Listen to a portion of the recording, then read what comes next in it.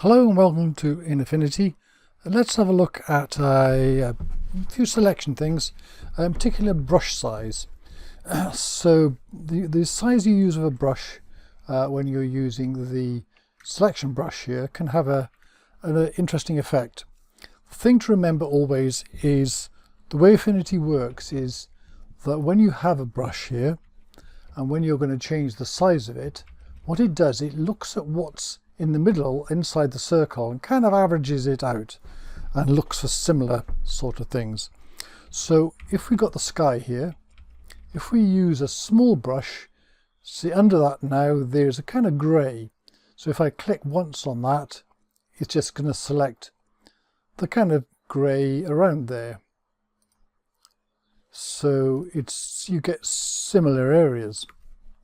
So if I take that off, if I increase the brush size, so what I've got over here now, I've got a fair number of things. So if I click on this, look, it's gone to the entire thing because there's enough data in here to show all this, and there's just a little bit of this left over. So I could just, for example, Alt brush down that, and I've pretty much selected it. Another way you can do that, and you're just taking this even more to extreme, when you've got a fairly consistent area like this, is go really big and just one click, and there you go, whole thing done in one. Let's try it again. Let's go down here. This is all pretty much wall and things, so let's one click. You've got the whole wall there in one. If I go over the edges here, click on there, it does as much as it can. And so single clicking rather than painting can be a good way of doing things. Look at this, one click there, and there I've got the whole wall. Apart from this little bit on the end here, which is a different colour. So there I need to go down to a small brush and click on that. Let's try something particularly difficult. What about this tree here? Can I take a big area here and say find me something similar to this? Click, what happens?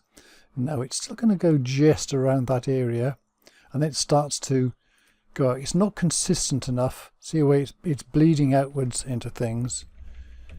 I can add bits to it, but it also goes out. So this is where you have to kind of Alt remove things, and or even Alt paint things here. Again, the brush size is important.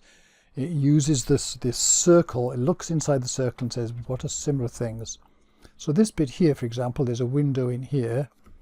If I Alt click that, you see it moves just that because it was mostly window inside it. There's a dark area here. Alt click that. That improves it a bit. So this is where sometimes it might be better to take the snap off or to use the control key, because when you hold down the control key it turns the snap off, and you can just paint around there and control or just Alt in here, Alt to remove, Alt click to remove. There we go. And then what I do with this is to go to the refine, and let's zoom into that, and then you can see now these kind of edges here. So the refine selection is here.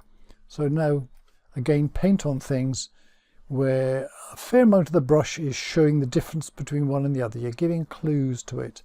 So painting over here, I've got some green and I got some of the colour, and then do it in little bits like that, and see it takes it out fairly efficiently, and before long you've got yourself a pretty good selected tree.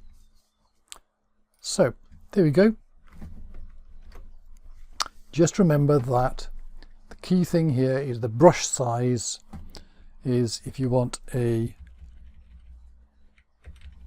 bigger brush, it's going to average everything underneath it. So large areas which look roughly the same, take a big brush and have a single click and see if it can do it all in one, or leave you just a little bit of tidying up to do. Okay, that's it. Thank you very much for watching.